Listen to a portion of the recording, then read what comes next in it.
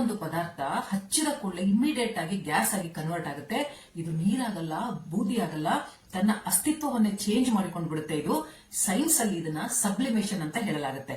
ಅಂದ್ರೆ ಒಂದು ಘನ ವಸ್ತು ದ್ರವವಾಗದೆ ಸೀದಾ ಅನಿಲ ಆಗೋದು ಅಥವಾ ಆವಿಯಾಗೋದು ಅಂತ ಅರ್ಥ. ಆಧ್ಯಾತ್ಮಿಕವಾಗಿ ಹೇಳೋದಾದ್ರೆ ಸಂಘರ್ಷಗಳನ್ನ ದಾಟಿ ಸಕ್ಸಸ್ ಕಡೆಗೆ ಹೋಗೋದು ಅಂತ. ಇವತ್ತು ನಾನು ಕರ್ಪೂರವನ್ನ ಹೇಗೆ ಯೂಸ್ ಮಾಡೋದು, ಬರೀ ಆರ್ತಿಗೋಸ್ಕರ ಅಲ್ಲ, ನಿಮ್ಮ ಮನೆಯಲ್ಲಿರೋ ಎನರ್ಜಿಯನ್ನ ಚೇಂಜ್ ಮಾಡುವಂತದ್ದು. ನೆಕ್ಸ್ಟ್ ಕೆಲವೇ ಗಂಟೆಗಳಲ್ಲಿ ಈ ಒಂದು ಚಿಕ್ಕ ಕರ್ಪೂರ ನಿಮ್ಮ ಮನೆಯಲ್ಲಿ ಇಷ್ಟು ವರ್ಷಗಳಿಂದ ತುಂಬಿದ್ದಂತಹ ದರಿದ್ರತೆಯನ್ನ, ಫಿನಾನ್ಷಿಯಲ್ ಬ್ಲಾಕೇಜಸ್ ಅನ್ನ, ನಿಮ್ಮ ದೃಷ್ಟಿ ದೋಷವನ್ನ ಸುಟ್ಟು ಭಸ್ಮ ಮಾಡುವಂತದ್ದು. ಎಲ್ಲರೂ ಹೇಳ್ತಾರೆ ಹಣ ಸಂಪಾದನೆ ಮಾಡೋದಕ್ಕೋಸ್ಕರ ಟೈಮ್ ತಗೊಳುತ್ತೆ ಅಂತ. ಆದ್ರೆ ನಾನು ಹೇಳ್ತೀನಿ, ನಿಮ್ಮ ಮನೆಯಲ್ಲಿ ಎನರ್ಜಿ ಚೇಂಜ್ ಆದ್ರೆ ಈ ಕರ್ಪೂರ ಉರಿಯುವಷ್ಟು ಸಮಯ ಸಾಕು ನಿಮ್ಮ ಲೈಫ್ ಚೇಂಜ್ ಆಗೋದಕ್ಕೆ. ಹಾಗಾದ್ರೆ ನೀವು ರೆಡಿ ಇದ್ರೆ ನಿಮ್ಮ ಮನೆಯ ಗೋಡೆಗಳನ್ನ, ಬಾಗಿಲುಗಳನ್ನ, ತಿಜೋರಿಯನ್ನ, ಈ ಒಂದು ನಕಾರಾತ್ಮಕ ಶಕ್ತಿಯನ್ನ ದೂರ ಮಾಡೋದಕ್ಕೆ ಈ ವಿಡಿಯೋ ನಿಮಗೆ ಒಂದು ರಾಮಬಾಣ ಇದ್ದ ಹಾಗೆ. ಇವತ್ತು ನಿಮ್ಮ ಮನೆಯನ್ನ ರೀಸೆಟ್ ಮಾಡ್ಕೊಳ್ಳಿ. ಇದನ್ನ ಆಲ್ಮೋಸ್ಟ್ ಎಲ್ಲ ಶ್ರೀಮಂತರ ಮನೆಗಳಲ್ಲಿ ಮಾಡಲಾಗುತ್ತೆ, ಆದ್ರೆ ಅವರು ಯಾರಿಗೂ ಹೇಳ್ಕೊಳ್ಳೋದಿಲ್ಲ ಅಷ್ಟೇನೆ. ಯಾವಾಗ್ಲೂ ನಿಮ್ಗೆ ಅನಿಸ್ತಾ ಇರುತ್ತಾ ಏನೋ ಒಂದು ನೆಗೆಟಿವಿಟಿ ಇದೆ ಮನೆಯಲ್ಲಿ ಅಂತ. ಬಂದ ಕೂಡಲೇ ಮೂಡ್ ಹಾಳಾಗ್ಬೋದು, ಹೊರಗೆ ಚೆನ್ನಾಗಿ ಇರ್ತೀರಾ, ಫ್ರೆಂಡ್ಸ್ ಜೊತೆ ನಗ್ತಾ ಇರ್ತೀರಾ, ಆದ್ರೆ ಮನೆಗೆ ಬಂದ ಕೂಡಲೇ ಏನೋ ಒಂಥರ ಕಿರಿಕಿರಿ ಅನಿಸ್ತಾ ಇರುತ್ತೆ. ವಿತೌಟ್ ರೀಸನ್ ಏನೋ ಒಂಥರ ಸುಸ್ತು ಅನಿಸ್ತಾ ಇರುತ್ತೆ, ಬೇಜಾರು ಅನಿಸ್ತಾ ಇರುತ್ತೆ. ಮನೆಯವರ ಜೊತೆ ಚಿಕ್ಕ ಚಿಕ್ಕ ವಿಷಯಗಳಿಗೆ ಒಂದು ಅಸಮಾಧಾನ ಏರ್ಪಡುತ್ತೆ, ಜಗಳಗಳಾಗತ್ತೆ. ಎಲ್ಲಕ್ಕಿಂತ ಹೆಚ್ಚಾಗಿ ಹಣ ಏನೋ ಬರ್ತಾ ಇರುತ್ತೆ, ಆದ್ರೆ ಅನಾರೋಗ್ಯದಲ್ಲಿ, ಹಾಗೇನೆ ಗಾಡಿಗಳ ರಿಪೇರಿಗಳಲ್ಲಿ ಅಥವಾ ಇನ್ಯಾವುದೋ ಒಂದು ಅನ್ವಾಂಟೆಡ್ ಥಿಂಗ್ಸ್ ಅಲ್ಲಿ ಹಣ ಖರ್ಚಾಗ್ತಾ ಇರುತ್ತೆ, ಅದು ನಿಲ್ತಾ ಇರಲ್ಲ. ಇವಾಗ ಅನ್ನಿಸಬಹುದು ಇದೊಂದು ಕಾಮನ್ ಅಂತ, ಬಟ್ ಅಲ್ಲ ಸ್ನೇಹಿತರೆ. ಇದೊಂದು ಸ್ಟಾಗ್ನೆಂಟ್ ಆಗಿರೋ ಒಂದು ನೆಗೆಟಿವ್ ಎನರ್ಜಿ. ಇಡೀ ಮನೆಯಲ್ಲಿ ಬಾಗಿಲು, ರೂಮ್ಗಳು, ಫರ್ನಿಚರ್ ಅಲ್ಲಿ ನೆಗೆಟಿವ್ ಎನರ್ಜಿ ಅಂಟ್ಕೊಂಡ್ಬಿಟ್ಟಿದೆ. ಹೇಗೆ ಮನೆಯಲ್ಲಿ ಧೂಳು ತುಂಬಿಕೊಳ್ಳುತ್ತೋ ಹಾಗೇನೆ ಬಡತನದ ನೆಗೆಟಿವ್ ಎನರ್ಜಿ ತುಂಬಿಕೊಳ್ತಾ ಇರುತ್ತೆ. ಪರಕೆಯಿಂದ ನೀವು ಧೂಳನ್ನ ತೆಗಿಬಹುದು, ಆದ್ರೆ ನೆಗೆಟಿವ್ ಎನರ್ಜಿ ಹಾಗೆ ಇದ್ದು ಬಿಟ್ಟಿದೆ. ಅದು ಮನಿ ಫ್ಲೋ ಅನ್ನ ಬ್ಲಾಕ್ ಮಾಡ್ತಾ ಇದೆ. ನೀವು ಹೊರಗೆ ಎಷ್ಟೇ ದುಡಿದ್ರೂ ಕೂಡ ನಿಮ್ಮ ಮನೆಯ ಫ್ರೀಕ್ವೆನ್ಸಿ ನೆಗೆಟಿವ್ ಇದ್ರೆ ಅದು ಹಣವನ್ನ ದೂರ ಮಾಡ್ತಾ ಇರುತ್ತೆ. ನಾವು ಲಕ್ಷ್ಮೀ ದೇವಿಯನ್ನ ಚಂಚಲೆ ಅಂತ ಹೇಳ್ತೀವಿ, ಆದ್ರೆ ಅವಳು ನೆಲೆಸೋದು ಎಲ್ಲಿ ಪಾಸಿಟಿವ್ ಎನರ್ಜಿ ಇರುತ್ತೋ ಅಲ್ಲಿ ಮಾತ್ರ. ಎಲ್ಲಿ ನೆಗೆಟಿವ್ ಮೈಂಡೆಡ್ ಪೀಪಲ್ ಇರ್ತಾರೆ, ಎಲ್ಲಿ ನೆಗೆಟಿವ್ ಎನ್ವಿರಾನ್ಮೆಂಟ್ ಇರುತ್ತೆ, ಅಲ್ಲಿಂದ ಅವಳು ದೂರ ಓಡ್ತಾ ಇರ್ತಾಳೆ. ಆ ಒಂದು ನೆಗೆಟಿವ್ ಎನರ್ಜಿಯನ್ನ ಕ್ಲೀನ್ ಮಾಡಬೇಕು. ಅದು ಸಾಧಾರಣ ವಸ್ತುಗಳಿಂದ ಆಗುವಂತದ್ದಲ್ಲ, ಕ್ಲೀನ್ ಆಗುವಂತದ್ದಲ್ಲ. ಅದಕ್ಕೆ ಸ್ಪೆಷಲ್ ಆಗಿರೋ ನೆಗೆಟಿವ್ ಎನರ್ಜಿ ವ್ಯಾಕ್ಯೂಮ್ ಕ್ಲೀನರ್ ಬೇಕಾಗುತ್ತೆ. ಆ ಒಂದು ಕ್ಲೀನರ್ ಯಾವುದು ಅಂದ್ರೆ ಅದು ಒಂದು ಕರ್ಪೂರ. ನಮಗೆಲ್ಲ ಗೊತ್ತಿದೆ ಕರ್ಪೂರದಲ್ಲಿ ಗಾಳಿಯಲ್ಲಿರೋ ಒಂದು ವೈರಸ್ ಮತ್ತೆ ಬ್ಯಾಕ್ಟೀರಿಯಾಗಳನ್ನ ನಾಶ ಮಾಡೋ ಶಕ್ತಿ ಇದೆ ಅಂತ. ಕ್ವಾಂಟಮ್ ಲೆವೆಲ್ ಅಲ್ಲಿ ಅದು ಗಾಳಿಯ ಫ್ರೀಕ್ವೆನ್ಸಿಯನ್ನ ಚೇಂಜ್ ಮಾಡುತ್ತೆ. ಕರ್ಪೂರದ ವಾಸನೆ ಏನಿದೆ ಅದು ನಮ್ಮ ಮೈಂಡ್ ನ ಲಿಂಬಿಕ್ ಸಿಸ್ಟಮ್ ಅನ್ನ ಡೈರೆಕ್ಟ್ ಆಗಿ ಹಿಟ್ ಮಾಡುತ್ತೆ. ಅಂದ್ರೆ ನಮ್ಮ ಒಂದು ಮೆಮೊರೀಸ್ ಮತ್ತೆ ಫೀಲಿಂಗ್ಸ್ ನ ಕೇಂದ್ರ ಬಿಂದು ಅದು ಲಿಂಬಿಕ್ ಸಿಸ್ಟಮ್. ಇದು ಇಮಿಡಿಯೇಟ್ ಆಗಿ ನಿಮ್ಮ ಮೈಂಡ್ ಇಂದ ಭಯವನ್ನ, ಡಿಪ್ರೆಷನ್ ಅನ್ನ ದೂರ ಮಾಡ್ಬಿಡುತ್ತೆ. ಕರ್ಪೂರದ ಇನ್ನೊಂದು ಇಂಪಾರ್ಟೆಂಟ್ ಒಂದು ಗುಣ ಏನು ಅಂದ್ರೆ ಅದರ ಸಬ್ಲಿಮೇಷನ್. ಥಿಂಕ್ ಮಾಡಿ, ನಿಮ್ಮ ಲೈಫ್ ಅಲ್ಲಿ ಸದ್ಯಕ್ಕೆ ಏನು ನಡೀತಾ ಇದೆ, ಅದು ಪ್ರಾಬ್ಲಮ್ಸ್ ಇರ್ಬೋದು, ಇಶ್ಯೂಸ್ ಇರ್ಬೋದು, ಎಲ್ಲ ಜಾಸ್ತಿ ಇದೆ ಅಂತ ಅನಿಸ್ತಾ ಇದ್ರೆ, ಮನಿ ಸ್ಟಕ್ ಆಗ್ತಾ ಇದೆ, ಹಣ ಬರ್ತಾ ಇಲ್ಲ, ಸಾಲ ತೀರ್ತಾ ಇಲ್ಲ, ಪ್ರಮೋಷನ್ಸ್ ಆಗ್ತಾ ಇಲ್ಲ, ಇದೆಲ್ಲ ಒಂಥರ ಸ್ಟಕ್ಡ್ ಎನರ್ಜಿ. ನೀವು ಇದರಿಂದ ಆಚೆ ಬರಬೇಕು, ಸಕ್ಸಸ್ ಅನ್ನ ನೋಡ್ಬೇಕು, ಗಾಳಿಯ ಹಾಗೆ ಹಾರಾಡ್ಬೇಕು. ಕರ್ಪೂರ ನಿಮಗೆ ಇದನ್ನೇ ಕಲಿಸೋದು. ಯಾವಾಗ ಕರ್ಪೂರವನ್ನ ಉರಿಸ್ತೀವಿ ಆಗ ಯೂನಿವರ್ಸ್ಗೆ ನೀವು ಹೇಳ್ತೀರಾ, ನಾನು ನಿಂತಿರುವಂತಹ ಈ ಸ್ಟಕ್ ಆಗಿರುವಂತಹ ನನ್ನ ಲೈಫ್ ಅನ್ನ ಬಿಟ್ಟು ಒಂದು ಹೊಸ ಲೈಫ್ ಅನ್ನ, ಹಗುರವಾದ, ವಿಸ್ತಾರವಾದ, ಸಮೃದ್ಧಿಯಿಂದ ಕೂಡಿರುವಂತಹ ಲೈಫ್ಗೆ ಹೋಗೋದಕ್ಕೆ ನಾನು ರೆಡಿ ಆಗಿದ್ದೀನಿ ಅಂತ. ಈ ಒಂದು ರಿಚುವಲ್ಗೆ ಕ್ಯಾಂಫರ್ ಕ್ಲೆನ್ಸಿಂಗ್ ಪ್ರೋಟೋಕಾಲ್ ಅಂತ ಹೇಳಲಾಗುತ್ತೆ. ಇದರಲ್ಲಿ ಕರ್ಪೂರ ಮಾತ್ರ ನಾವು ಉರಿಸೋದಿಲ್ಲ. ಕರ್ಪೂರ ಶ್ವೇತ ಬಣ್ಣದ್ದಾಗಿದ್ದು ಶಾಂತಿಯ ಪ್ರತೀಕವಾಗಿದೆ. ಆದ್ರೆ ನಿಮ್ಮ ಮನೆಯಲ್ಲಿರೋ ನೆಗೆಟಿವ್ ಎನರ್ಜಿನ ಇದು ದೂರ ಮಾಡಬೇಕು ಅಂದ್ರೆ ಕರ್ಪೂರದ ಜೊತೆ ಲವಂಗವನ್ನು ನಾವು ಯೂಸ್ ಮಾಡ್ತಾ ಇದೀವಿ. ಲವಂಗ ರಾಹು ಮತ್ತು ಶನಿಯ ಎನರ್ಜಿಯನ್ನ ಅಬ್ಸರ್ವ್ ಮಾಡಿಕೊಳ್ಳುತ್ತೆ. ಶನಿ ಮತ್ತು ರಾಹು ಎರಡು ಗ್ರಹಗಳು ಸ್ಟಕ್ ಮಾಡುವಂತ ಎನರ್ಜಿಗಳು. ಆಕ್ಚುಲಿ ಕೆಲಸಗಳಲ್ಲಿ ಅಡೆತಡೆ ಬರೋದು, ಅನ್ವಾಂಟೆಡ್ ಆಗಿ ಖರ್ಚುಗಳಾಗೋದು ಅಂತಹ ಗ್ರಹಗಳಿವು. ಕರ್ಪೂರ ಏನಿದೆ ಅದು ಶುಕ್ರ ಎನರ್ಜಿಯನ್ನ ಅದು ಜಾಸ್ತಿ ಮಾಡುವಂತದ್ದು. ಶುಕ್ರ ಅಂದ್ರೆ ನಮ್ಗೆಲ್ಲ ಗೊತ್ತಿದೆ, ಧನ, ಸುಖ, ಸಮೃದ್ಧಿಯ ಒಂದು ಸಂಕೇತ. ಇವೆರಡೂ ಕೂಡಿದ್ರೆ ಅಡೆತಡೆಗಳು ಓಪನ್ ಆಗುತ್ತೆ, ಬ್ಲಾಕೇಜಸ್ ಓಪನ್ ಆಗುತ್ತೆ, ಮತ್ತೆ ಸಮೃದ್ಧಿ ಬರೋದಕ್ಕೆ ದಾರಿಗಳು ಓಪನ್ ಆಗುತ್ತೆ. ಕೆಟ್ಟದ್ದನ್ನ ಸುಡೋದು, ಒಳ್ಳೆಯದನ್ನ ಜಾಸ್ತಿ ಮಾಡೋದು. ಯಾಕಂದ್ರೆ 90% ಜನ ತಪ್ಪಾಗಿ ಆಚರಿಸ್ತಾರೆ. ಕರ್ಪೂರ ಹಚ್ಚಿ ದೇವರ ಮುಂದೆ ಬಿಟ್ಬಿಡ್ತಾರೆ. ಇಲ್ಲ, ನಾವು ಕರ್ಪೂರಕ್ಕೆ ಗೈಡ್ ಕೊಡಬೇಕು. ಅದಕ್ಕೆ ನಾವು ಹೇಳಬೇಕು ಎಲ್ಲಿ ಅದರ ಒಂದು ಧೂಮ ಹೋಗ್ಬೇಕು, ಮನೆಯಲ್ಲಿರೋ ನೆಗೆಟಿವ್ ಎನರ್ಜಿಯನ್ನ ಅದು ಸರ್ಜರಿ ಮಾಡಬೇಕು ಅಂತ. ಆದಷ್ಟು ಒಳ್ಳೆಯ ಕ್ವಾಲಿಟಿ ಕರ್ಪೂರವನ್ನ ತೆಗೆದುಕೊಳ್ಳಿ. ಎರಡನೇದು 2 ಲವಂಗ ಬೇಕು. ಅದು ಲವಂಗ ಕಟ್ ಆಗಿರ್ಬೋದು, ಅದರ ಮೇಲಿನ ಹೂವೇನಿದೆ ಅದು ಕಟ್ ಆಗಿರಬಾರದು. ಯಾಕೆಂದ್ರೆ ಆ ಹೂವಿನ ಆಕಾರನೇ ನೆಗೆಟಿವಿಟಿಯನ್ನ ಹಿಡಿಯುವಂತ ಒಂದು ಆಂಟೆನಾ ಆಗಿ ಕೆಲಸ ಮಾಡೋದು. ಮೂರನೇದು, ಒಂದು ಮಣ್ಣಿನ ದೀಪ ಅಥವಾ ಒಂದು ಮಣ್ಣಿನ ಒಂದು ಚಿಕ್ಕ ಬಟ್ಟಲನ್ನ ತೆಗೆದುಕೊಳ್ಳಿ. ಸ್ಟೀಲ್ ಅಥವಾ ಯಾವುದೇ ಲೋಹವನ್ನ ಯೂಸ್ ಮಾಡಬೇಡಿ, ಅದು ಎನರ್ಜಿಯನ್ನ ಇಂಟರ್ಫಿಯರ್ ಮಾಡುತ್ತೆ. ಮಣ್ಣಿಂದ ಬಟ್ಟಲು ತುಂಬಾ ಶ್ರೇಷ್ಠ, ಯಾಕಂದ್ರೆ ಇದು ಅರ್ತ್ ಎಲಿಮೆಂಟ್ ಆಗಿರೋದ್ರಿಂದ ಇದು ಅಗ್ನಿಯನ್ನ ಹಿಡಿದಿಟ್ಕೊಳ್ಳುತ್ತೆ. ಇದನ್ನ ಮಾಡುವ ಸಮಯ ಅಂದ್ರೆ ಈವ್ನಿಂಗ್ ಸಮಯ, ಯಾವಾಗ ಸೂರ್ಯಾಸ್ತವಾಗ ತೊಡಗುತ್ತೆ, ಯಾವಾಗ ರಾತ್ರಿ ಶುರುವಾಗುತ್ತೆ ಆ ಸಮಯದಲ್ಲಿ ಇದನ್ನ ಮಾಡಬೇಕು. ಇದನ್ನ ಗೋಧೂಳಿ ಸಮಯ ಅಂತ ನಾವು ಹೇಳ್ತೀವಿ. ಶಾಸ್ತ್ರದ ಪ್ರಕಾರ ಈ ಸಮಯದಲ್ಲಿ ನೆಗೆಟಿವ್ ಎನರ್ಜಿ ಜಾಸ್ತಿ ಆಕ್ಟಿವ್ ಆಗಿರುತ್ತೆ. ಹಾಗೆ ಲಕ್ಷ್ಮಿ ಕೂಡ ಈ ಸಮಯದಲ್ಲಿ ಮನೆಯೊಳಗೆ ಬರೋದಕ್ಕೆ ಕಾಯ್ತಾ ಇರ್ತಾಳೆ. ಸಂಜೆ 6:30ರಿಂದ 7:30 ಸಮಯ ಇದೆಯಲ್ಲ, ಇದು ತುಂಬಾ ಪ್ರಶಸ್ತವಾದದ್ದು. ಇದು ಗೋಲ್ಡನ್ ಹವರ್ ಅಂತ ಹೇಳಲಾಗುತ್ತೆ. ನಿಮ್ಮ ಮನೆಯ ಮಧ್ಯದ ಭಾಗದಲ್ಲಿ ನೀವು ನಿಂತ್ಕೋಬೇಕು. ಇದನ್ನ ವಾಸ್ತುಶಾಸ್ತ್ರದಲ್ಲಿ ಬ್ರಹ್ಮಸ್ಥಾನ ಅಂತ ಕರೀತಾರೆ. ಮಧ್ಯದಲ್ಲಿ ಜಾಗ ಇಲ್ಲ ಅಂದ್ರೆ ಅಡುಗೆ ಮನೆಯಲ್ಲಿ ನಿಂತ್ಕೋಬಹುದು. ಇದನ್ನ ಮನೆಯ ಹೊಟ್ಟೆ ಅಂತೀವಿ. ಇದು ಎಲ್ಲಾ ಎನರ್ಜಿಯ ಒಂದು ಕೇಂದ್ರ ಬಿಂದು ಆಗಿರೋದ್ರಿಂದ ಈಗ ಮಣ್ಣಿನ ಹಣತೆಯಲ್ಲಿ ಒಂದು ಲವಂಗವನ್ನ ಇಟ್ಟು ಆ ಕರ್ಪೂರನ ನೀವು ಹಚ್ಚಬೇಕಾಗತ್ತೆ. ಅದು ಹಚ್ಚಿದ ಕೂಡಲೇ ನೀವು ಮನಸ್ಸಲ್ಲೇನೆ ಕಣ್ಣು ಮುಚ್ಚಿ ಸಂಕಲ್ಪ ಮಾಡ್ಕೋಬೇಕು.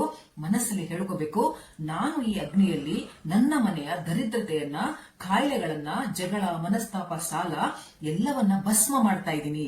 ಹೇ ಅಗ್ನಿದೇವ, ನನ್ನ ಮನೆಯನ್ನ ಶುದ್ಧ ಮಾಡು.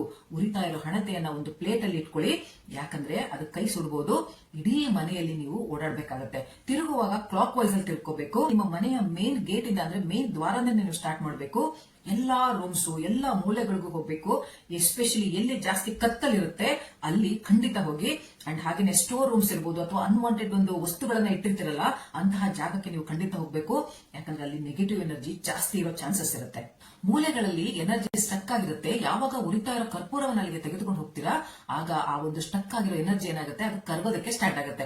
ಮನೆಯಲ್ಲಿ ಓಡಾಡುವಾಗ ವಿಜುವಲೈಸ್ ಮಾಡಿ, ಇದು ಬರೀ ಧೂಪ ಅಲ್ಲ, ಇದೊಂದು ವೈಟ್ ಬ್ರೈಟ್ ಲೈಟ್. ಇದು ನನ್ನ ಮನೆಯಲ್ಲಿರೋ ಬ್ಲಾಕ್ ಮತ್ತೆ ನೆಗೆಟಿವ್ ಎನರ್ಜಿಯನ್ನ ತೊಳೆದು ಹಾಕ್ತಾ ಇದೆ, ಆಚೆ ಕಳಿಸ್ತಾ ಇದೆ. ಯಾವಾಗ ಲವಂಗ ಉರಿಯುತ್ತೆ ಆಗ ಚಟಪಟ ಅಂತ ಸೌಂಡ್ ಬರುತ್ತಲ್ವಾ, ಅದನ್ನ ಕೇಳ್ತಾ ನೀವು ಇಮ್ಯಾಜಿನ್ ಮಾಡಬೇಕು, ನೆಗೆಟಿವ್ ಎನರ್ಜಿಯನ್ನ ಇದು ಬ್ರೇಕ್ ಮಾಡ್ತಾ ಇದೆ. ಆ ಸೌಂಡ್ ಇದು ಬ್ಲಾಕೇಜಸ್ ಅನ್ನ ಬ್ರೇಕ್ ಮಾಡ್ತಾ ಇರೋ ಸೌಂಡ್ ಅಂತ ನೀವು ಇಮ್ಯಾಜಿನ್ ಮಾಡಬೇಕು. ಎಷ್ಟು ಜಾಸ್ತಿ ಸೌಂಡ್ ನಿಮಗೆ ಕೇಳಿಸುತ್ತೋ ಅಷ್ಟು ಜಾಸ್ತಿ ನೆಗೆಟಿವ್ ಎನರ್ಜಿ ನಿಮ್ಮ ಮನೆಯಲ್ಲಿದೆ ಅಂತ ಅನ್ಕೊಳ್ಳಿ. ಈಗ ಅದೆಲ್ಲ ಹೊರಗಡೆ ಹೋಗ್ತಾ ಇದೆ. ಮನೆಯೆಲ್ಲ ಸುತ್ತಾಡಿದ ಮೇಲೆ ಮತ್ತೆ ಮೇನ್ ಗೇಟ್ ಹತ್ರ ಬರಬೇಕು. ಮೇನ್ ಬಾಗಿಲಿನ ಹತ್ರ ಬಂದು ಈಗ ಉರಿತಾ ಇರೋ ಆ ಬಟ್ಟಲನ್ನ ನೀವು ಬಾಗಿಲನ್ನ ಆಚೆ ಇಡಬೇಕು. ಯಾಕಂದ್ರೆ ನೆಗೆಟಿವ್ ಎನರ್ಜಿಯನ್ನ ಕಲೆಕ್ಟ್ ಮಾಡ್ಕೊಂಡಿರುತ್ತಲ್ಲ, ಅದನ್ನ ಮನೆ ಹೊರಗಡೆನೆ ಇಡಬೇಕು, ಮನೆ ಒಳಗಿರಬಾರ್ದು. ತುಂಬಾ ಜನ ಮನೆ ಒಳಗೇನೆ ಅದನ್ನ ಉರಿಸ್ಬಿಡ್ತಾರೆ. ಅದು ತಪ್ಪು. ಇದನ್ನ ಮಾಡಬಾರ್ದು. ಅದು ಮನೆ ಹೊರಗೇನೆ ಉರಿದು ಶಾಂತ ಆಗ್ಬೇಕು. ಅದು ಪೂರ್ತಿ ಉರಿದು ಬೂದಿ ಆದ್ಮೇಲೆ ಅನ್ಕೊಳ್ಳಿ ಕೆಲಸ ಆಯ್ತು ಅಂತ. ಇದು ಬರೀ ಬೂದಿ ಅಲ್ಲ, ಉರಿದು ಹೋಗಿರುವಂತಹ ಬಡತನ, ನಿಮ್ಮ ಮನೆಯ ಎಲ್ಲ ನೆಗೆಟಿವ್ ಎನರ್ಜಿ ಏನಿದೆ ಅದು ಉರಿದು ಬೂದಿ ಆಗಿದೆ ಅಂತ. ಈಗ ಆ ಬೂದಿಯನ್ನ ಗಾಳಿಯಲ್ಲಿ ಬಿಟ್ಟು ಬಿಡಿ, ಇಲ್ಲ ನೀರಲ್ಲಿ ಹಾಕಿ, ಇಲ್ಲ ಒಂದು ಗಿಡದ ಕೆಳಗಡೆ, ಮನೆ ಆಚೆ ಇರೋ ಗಿಡದ ಕೆಳಗಡೆ ಹಾಕಿ ನೆನ್ಪಿಡ್ಕೊಳ್ಳಿ. ನಿಮ್ಮ ಮನೆಯ ಡಸ್ಟ್ ಬಿನ್ ಅಥವಾ ನಿಮ್ಮ ತುಳಸಿ ಗಿಡಕ್ಕೆ ದಯವಿಟ್ಟು ಅದನ್ನ ಹಾಕ್ಲಿಕ್ಕೆ ಹೋಗ್ಬೇಡಿ. ಯಾಕಂದ್ರೆ ಅದು ನಿಮ್ಮ ಮನೆಯಿಂದ ಆಚೆ ಹೋಗ್ಬೇಕು, ಮನೆ ಒಳಗಡೆ ಮತ್ತೆ ಬರಬಾರ್ದು. ಈಗ 4 ಗಂಟೆಯ ಒಳಗಡೆ ನಿಮ್ಗೆ ಏನಾದ್ರೂ ಒಂದು ಯೂನಿವರ್ಸ್ ಇಂದ ಸಿಗ್ನಲ್ ಬರ್ಬೋದು. 4 ಗಂಟೆನೆ ಯಾಕೆ ಅಂದ್ರೆ, ಯಾವುದೇ ವಾತಾವರಣದಲ್ಲಿ ಎನರ್ಜಿ ಸೆಟಲ್ ಆಗ್ಬೇಕು ಅಂದ್ರೆ ಅದಕ್ಕೆ 4 ಗಂಟೆ ಬೇಕು ಅಂತ ಸೈನ್ಸ್ ಹೇಳುತ್ತೆ. ನೀವು ಈ ರಿಚುವಲ್ ಮಾಡಿದಾಗ ಮನೆಯ ಅಟ್ಮಾಸ್ಫಿಯರ್ ಅಲ್ಲಿ ಒಂದು ಕಂಪನವನ್ನ ಅಂದ್ರೆ ಒಂದು ಪಾಸಿಟಿವ್ ವೈಬ್ರೇಷನ್ ಸೃಷ್ಟಿ ಮಾಡಿರ್ತೀರಲ್ಲ, ಅದು ನಿಮಗೆ ಒಳ್ಳೇದಾಗ್ತಾ ಬರುತ್ತೆ. ಯಾವಾಗ ಕರ್ಪೂರವನ್ನ ಉರಿಸ್ತೀರಾ, ನೆಕ್ಸ್ಟ್ 4 ಅವರ್ಸ್ ಅಲ್ಲಿ ಮನೆಯಲ್ಲಿರೋ ಗೋಡೆಗಳಲ್ಲಿ, ಬಾಗಿಲುಗಳಲ್ಲಿ ಆ ಒಂದು ಪವಿತ್ರವಾದ ಎನರ್ಜಿ ಟಚ್ ಆಗೋದಕ್ಕೆ ಸ್ಟಾರ್ಟ್ ಆಗುತ್ತೆ. ಆಗ ಫೀಲ್ ಮಾಡ್ತೀರಾ ಮನೆಯ ವಾತಾವರಣ ಚೇಂಜ್ ಆಗ್ತಾ ಇದೆ ಅಂತ. ಆರಾಮಾಗಿ ಉಸಿರಾಡ್ತಾ ಇರ್ತೀರಾ. ನೆಗೆಟಿವ್ ಅನಿಸ್ತಾ ಇದ್ದ ಜಾಗ ಏನಿದೆ ಆ ಜಾಗ ಪಾಸಿಟಿವ್ ಆಗಿ ಕನ್ವರ್ಟ್ ಆಗುತ್ತೆ. ಮಕ್ಕಳು ಶಾಂತವಾಗಿರ್ತಾರೆ, ಜಗಳ ನಿಲ್ಲುತ್ತೆ. ಇದು ಇಮಿಡಿಯೇಟ್ ಶಿಫ್ಟ್ ಆಗುತ್ತೆ, ಇನ್ಸ್ಟಂಟ್ ಶಿಫ್ಟ್ ಆಗುತ್ತೆ ಸ್ನೇಹಿತರೆ. ಹಣದ ಎನರ್ಜಿ ಮತ್ತೆ ಫ್ಲೋ ಜಾಸ್ತಿ ಆಗಕ್ಕೆ ಸ್ಟಾರ್ಟ್ ಆಗುತ್ತೆ.